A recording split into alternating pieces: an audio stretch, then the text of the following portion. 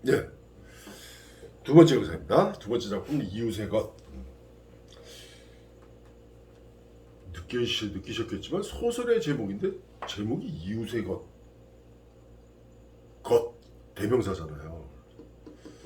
소설 속의 제목이 소설의 제목이 이웃의 것 이렇게 대명사로 끝나는 거 별로 그렇게 탁 들어오질 않아요.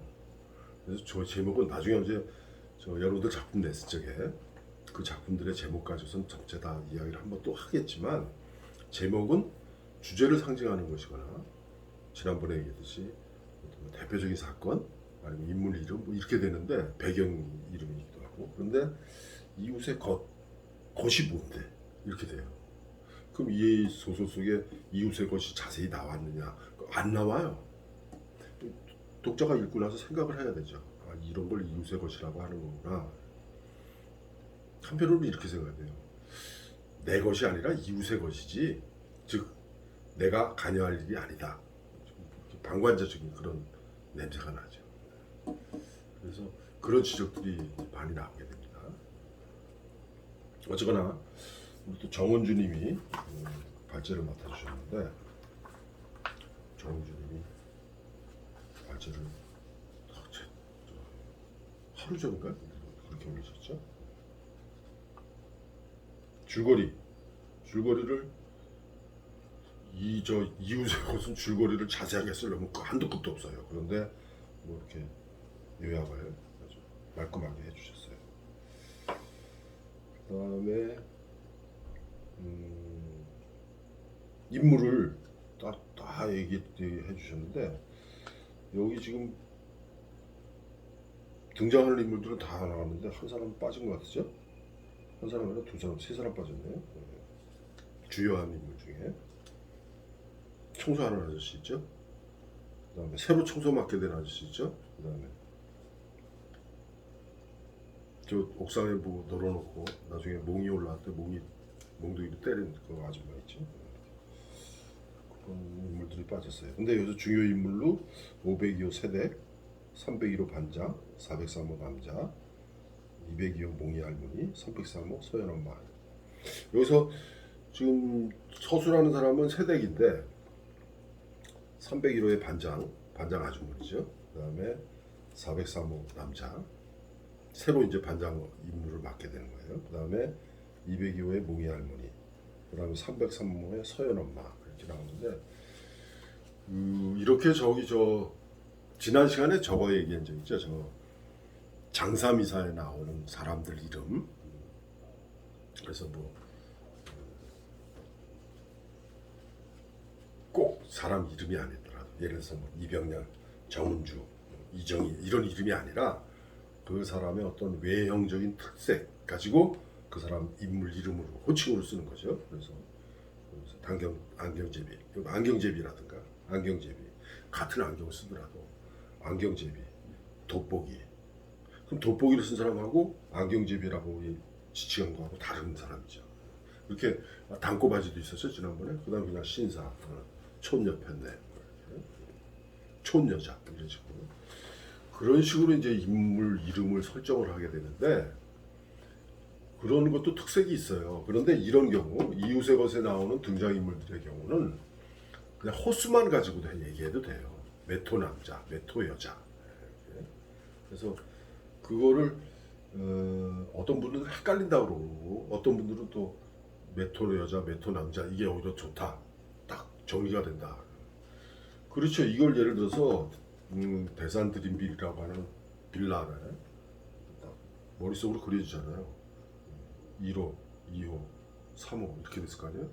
1호, 2호, 3호, 1호, 2호, 3호 2층에도 2층은 201호, 202호, 203호 301호, 302호, 303호 이렇게 5층까지 있는 거니까 그렇게 얘기할 적에 3호까지 있는 걸로 봐서는 5층까지 있고 3호까지 있는 걸로 봐서는 아무리 없어도 15명은 돼야 되는데 그죠?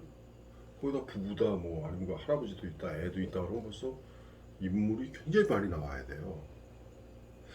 이런 경우에 배경이 어떤 대산 드림빌이라고 하는 빌라 5층짜리 한 층마다 3호까지 있는 이 드림빌의 대산 드림빌의 이를 배경으로 하고 있는 것이라면은 등장인물이 최소한 15명 이상이어야 돼요. 그렇잖아요. 이거를 어떻게 소설 속에 정리를 할 건가 이런 거예요. 그 문제죠.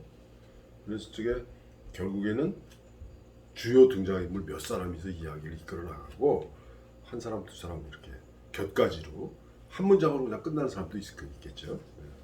그런 거를 주의를 해야 돼요. 그래서 사실은 저 단편 소설에서는 이렇게 등장인물이 많을 필요가 없거든요.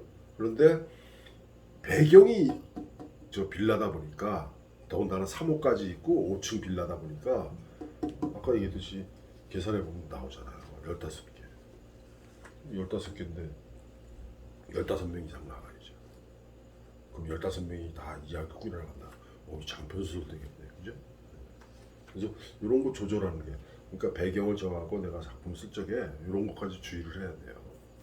생각을 하고 하셔야 됩니다. 여러분들 지금 작품 써놓은 거 한번 계산해 보세요. 인물이 몇 명인가. 이것도 역시 1인칭 주인공 시점이에요.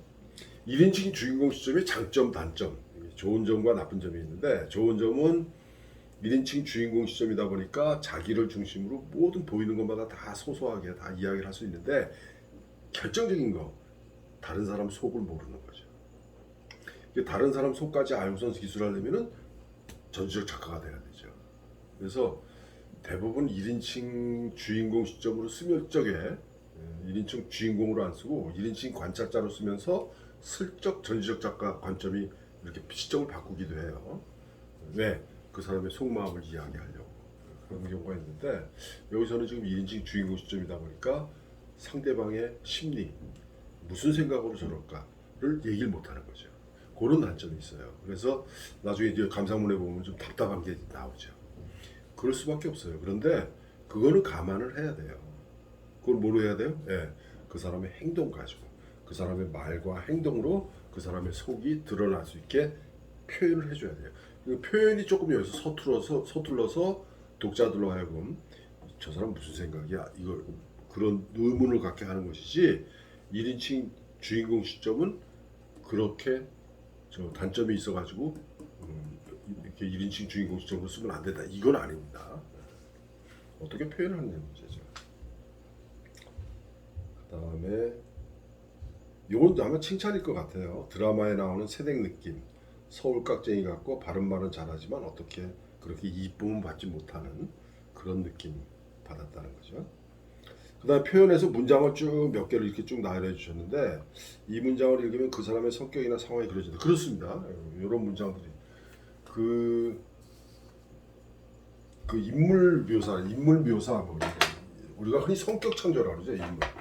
인물 이거를 다른 말은 이제 성격 창조라고 그래요. 성격. 지난번에 캐릭터라고 그랬죠. 캐릭터. 성격 창조. 첫 번째는 설명을 해버린 거죠. 설명. 아예 이 사람은 뭐다 이렇게 얘기를 하는 거예요. 그 다음 두 번째는 뭐냐면은 말과 행동으로 얘기를 하는 거예요.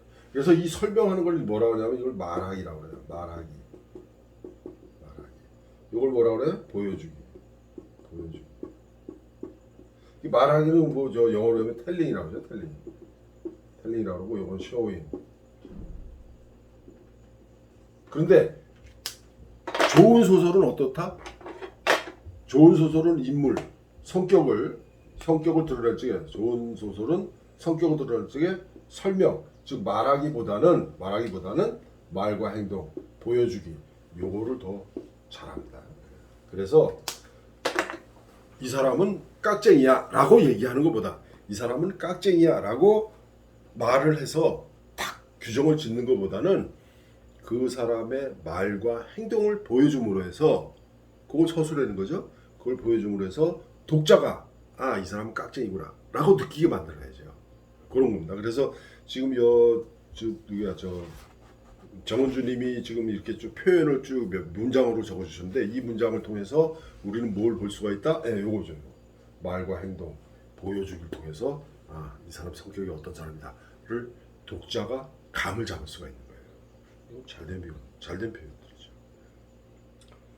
그 다음에 감상평에서 이웃의 것이라는 제목에서 자신도 그곳에서 살지만 부정하는 느낌이 든다. 맞아요. 정확합니다. 이웃의 것, 내 것이 아니라 이웃의 것이라는 거죠. 그러니까 부정하는 거예요. 그러니까 지금 메토 여자가 나쁘다, 메토 남자가 아주 나쁜 사람이다, 못된 놈이다라고 얘기는 안 하지만 다, 즉 자기 자신을 제외하고 나머지 다 이웃이라고, 소위 이웃이라고 하는 사람들 다 그렇고 그런 사람들이다. 그들 얘기지. 이렇게 되는 거죠. 그런 부정적 의미가 담겨 있어요. 그래서 여기 지금 정은주님이 정확하게 지정했어요. 동참은 하지만 괜히 적극적으로 보이고 싶지 않다. 그러나 관심은 있다. 눈에 보이는 거니까. 그리고 관심이 있다는 것도 들키고 싶지도 않아요. 그래서 이런 두 개의 감정, 관심이 있다, 들키고 싶지는 않다. 이 두 감정이 저울질하면서 이야기가 진행되는 거죠. 그 다음에 아주 저 정울주님 아주 핵심적인 것만 딱딱 지적하고 만드셨어요. 이정희님이 또 올려주신 거. 말 그대로 이웃의 것에 대해서 이야기한 소설이다. 좋은 환경 아저씨가 사람 인연이라는 게 끝이 좋아야 좋은 건데 라는 말을 한 거 하고, 인사도 없이 가버린 서연 엄마가 책을 잘 가지고 갔는지 라는 의미에서 의미가 같은 결이죠. 그래서 독일 속담에 있죠. 엔데스 굿 알레스 굿, 끝이 좋아야 다 좋다는 건데, 독일어입니다. 엔데스 굿 알레스 굿. 어제까지 이웃이었지만 떠난다고 쓸모없는 건 다 버리고 인사도 없이 간 것에 대해 나도 참 서운함이 느껴지는 이웃들이다. 우리가 이웃이라는 말을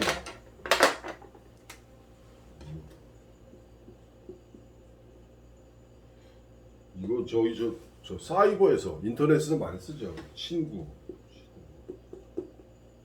일촌, 또 뭐 있나요? 이웃도 서로 이웃 같은 게 있죠. 서로 이웃.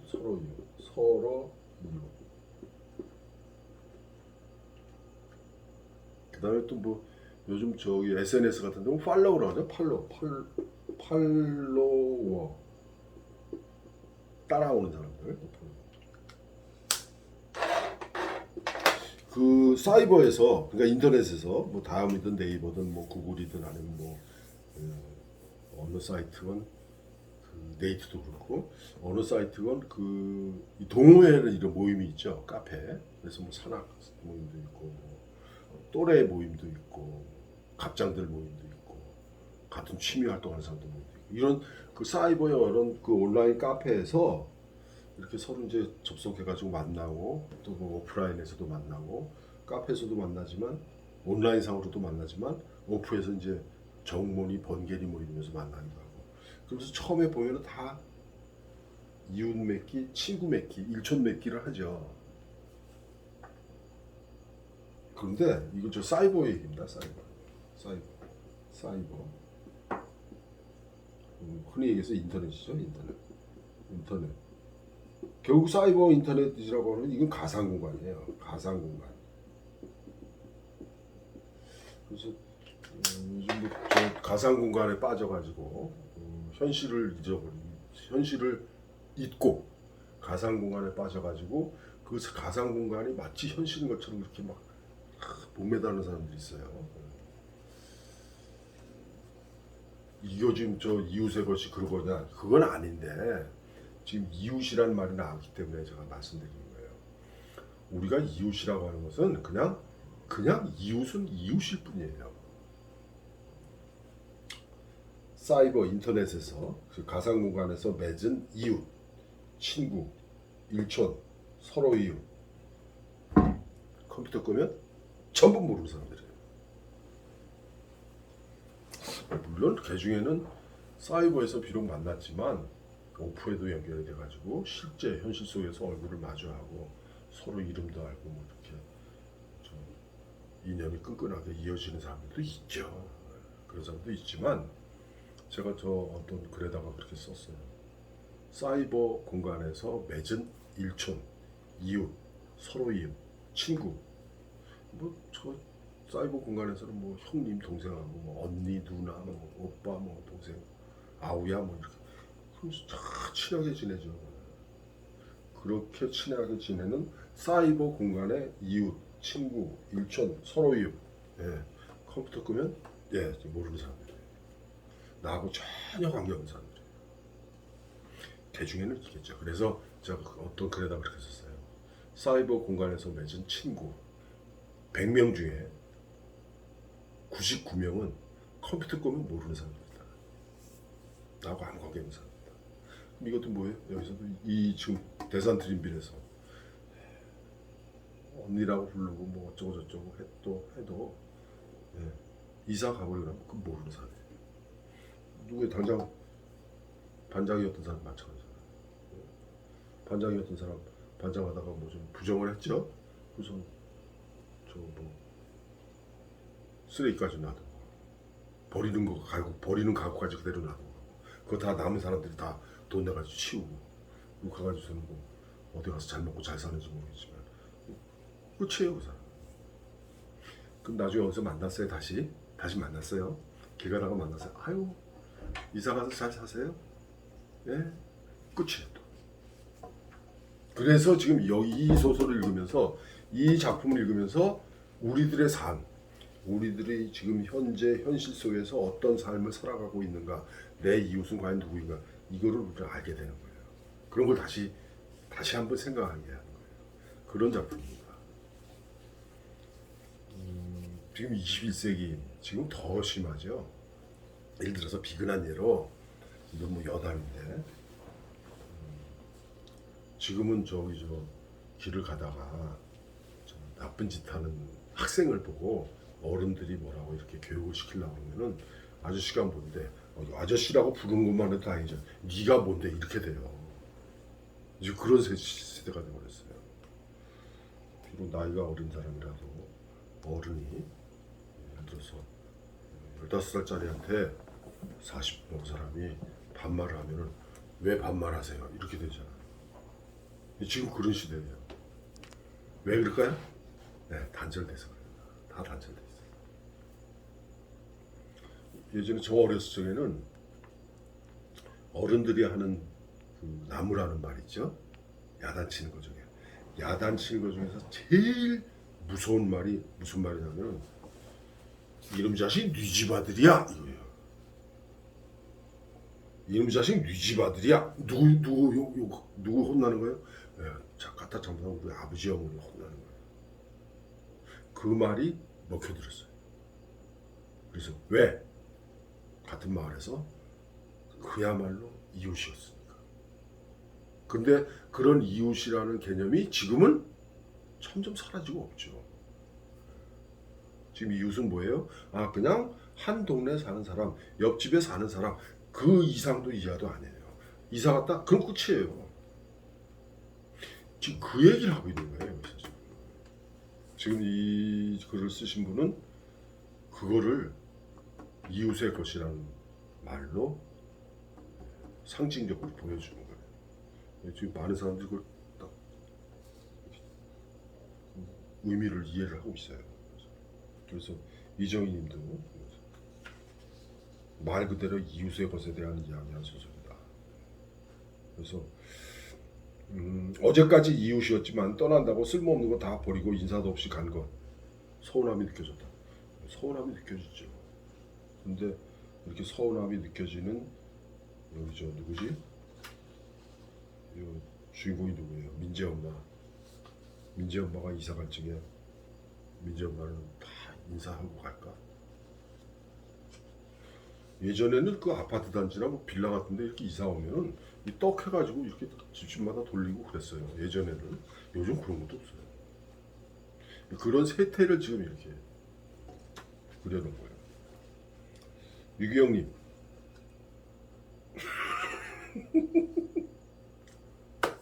유기영님 참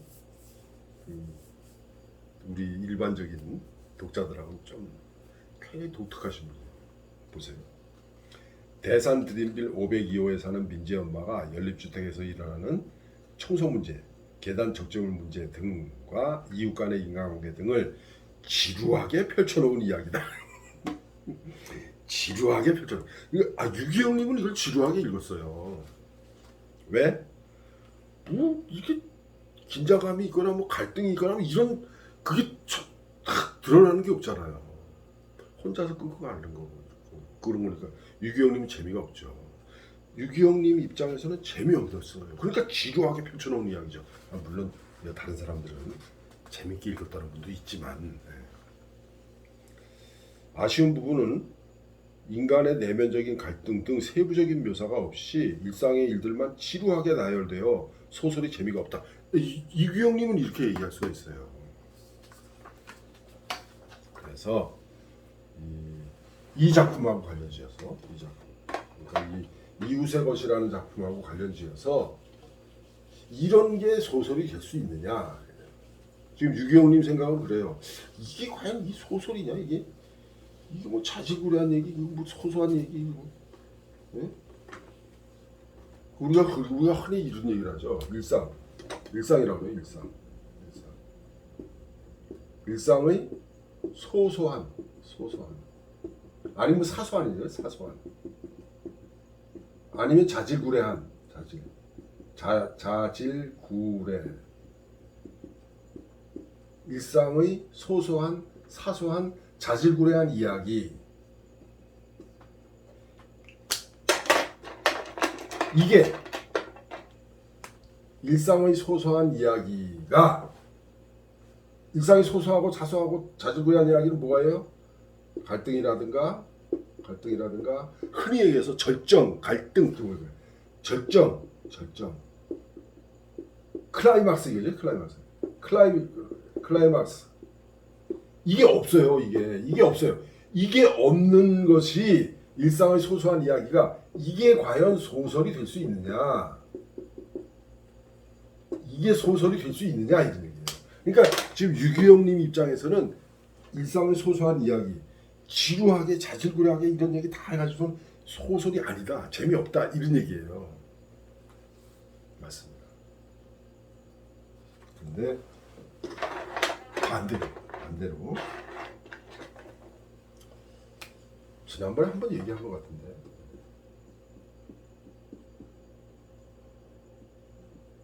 최인호가 쓴 가족이라는 소설이 있어요. 가족. 좀 연작 소설이에요. 그리고 저 최인호의 가족이라는 소설은 전에 샘터라는 잡지 있었죠. 그 샘터라는 잡지에 짤막하게 계속 굉장히 오랫동안 연재했어요. 연재해가지고 최인호의 가족이라는 연작 소설집으로 책으로 나왔는데 이거하고 그다음에 일제시대 작가인데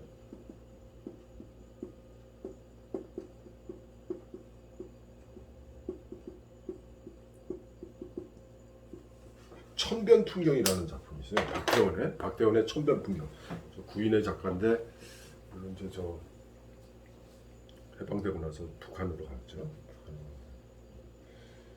북한으로 가서 가보농민전쟁 써가지고 북한에서 굉장히 인기가 좋았어요. 근데 어쨌거나 이 박태원의 천변풍경이라는 일제시대 작품이에요. 이게 지금 구할 수 있습니다.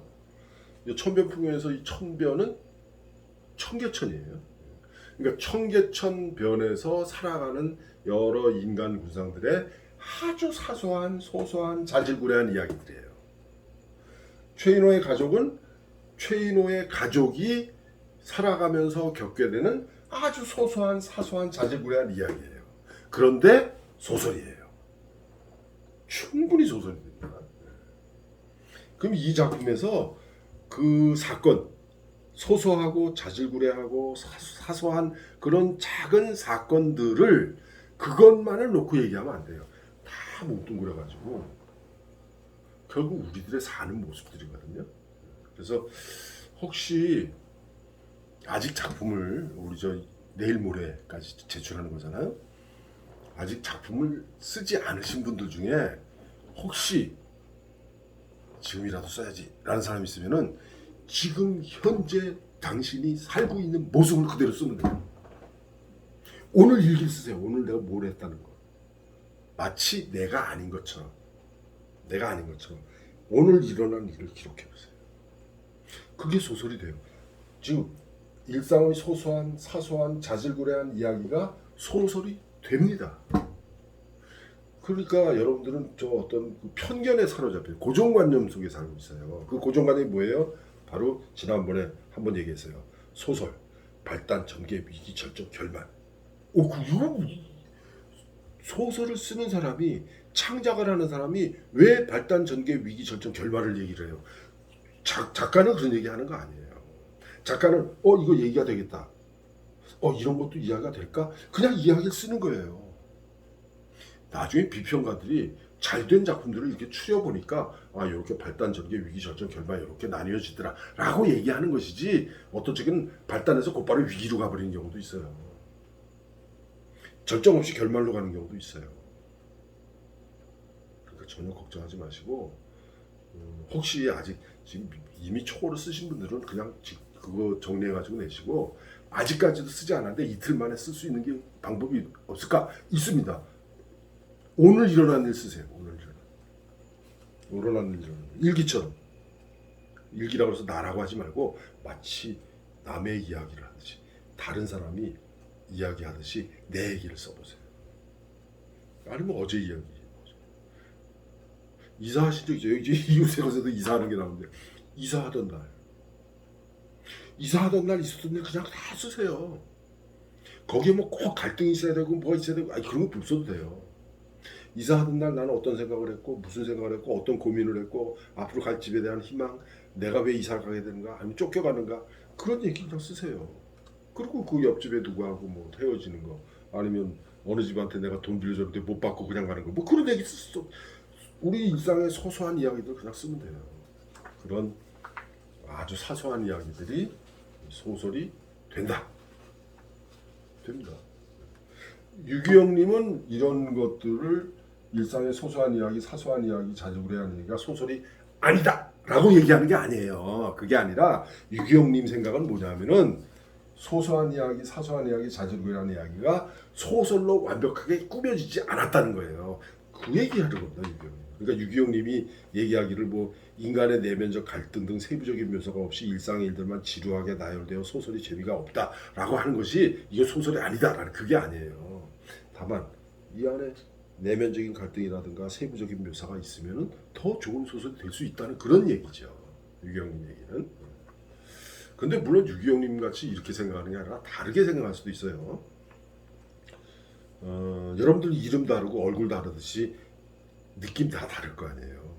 성향이 다 다르다. 흔히 기질이라고 그러죠. 그 기질이 다 달라요. 그러니까 내가 좋아하는 소설, 내가 좀 이해하기 힘든 소설 있어요. 근데 나는 이해하기가 굉장히 힘든데 어떤 사람은 그거 읽고 재밌다고 그러는 사람도 있거든요.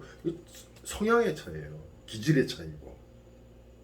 흔히 얘기해서 뭐죠? 학력의 차이하고는 관계없습니다. 학력하고 관계없어요.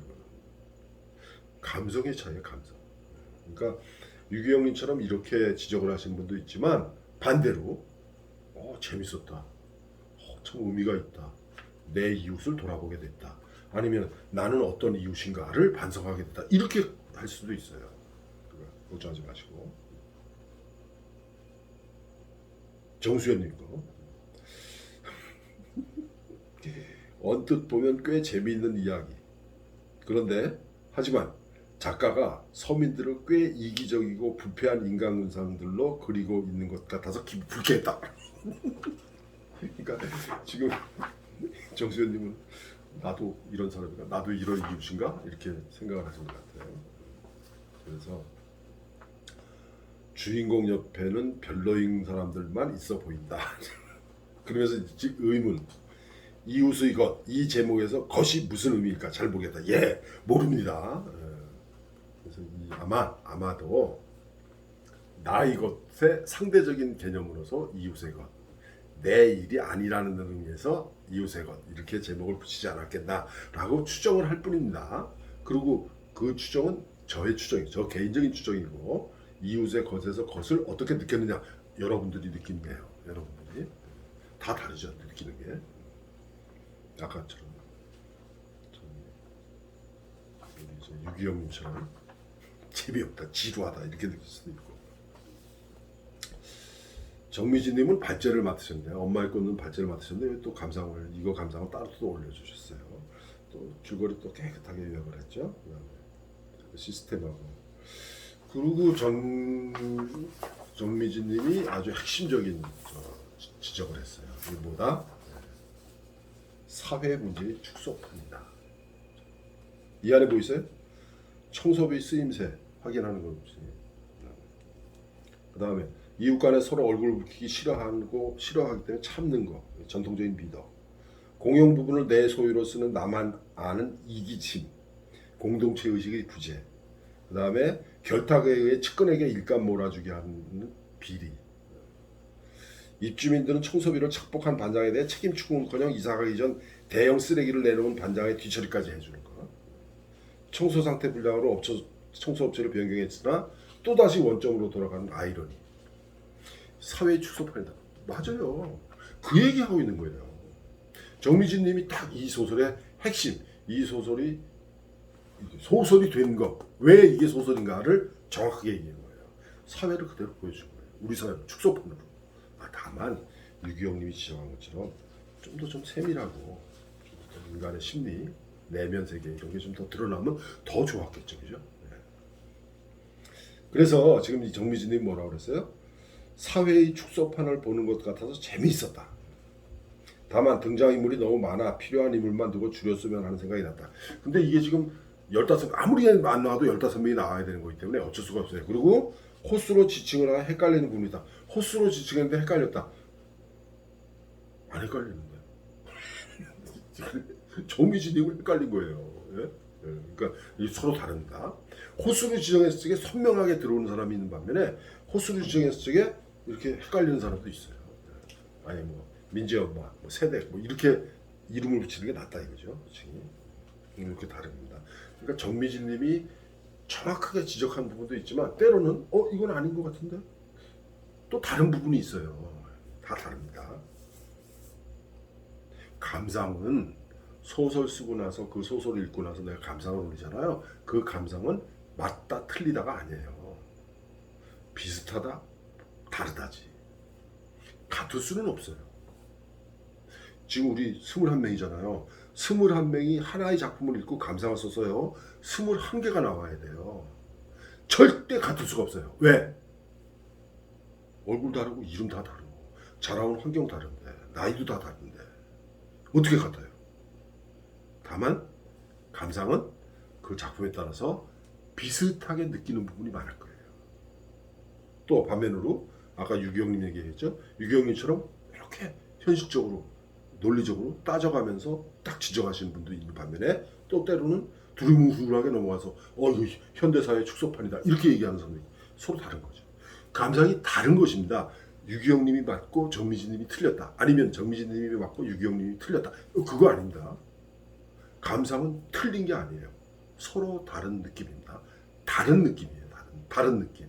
그 다른 걸 인정을 해야 돼요. 그래서 호수로 지칭을 하여 헷갈리는 부분이 있었다라고 정미진님은 느꼈어요. 그 느낌은 그 느낌대로 맞는 겁니다. 그 다음에 김은주님. 일이 커지는 것을 경계하면서 적극적인 행동을 하지 않는 것. 그 다음에 이웃의 마음을 묻거나 헤아릴 여유도 없고 자신의 마음을 설명할 이유도 없는 상태. 소설마미의 서연내가 말없이 이사했던 거. 이거 다른 말로 얘기하면 아까 얘기했어요. 사회 문제의 축소판. 그거를 지금 여기 김은주님은 이렇게 풀어서 얘기를 한 거예요.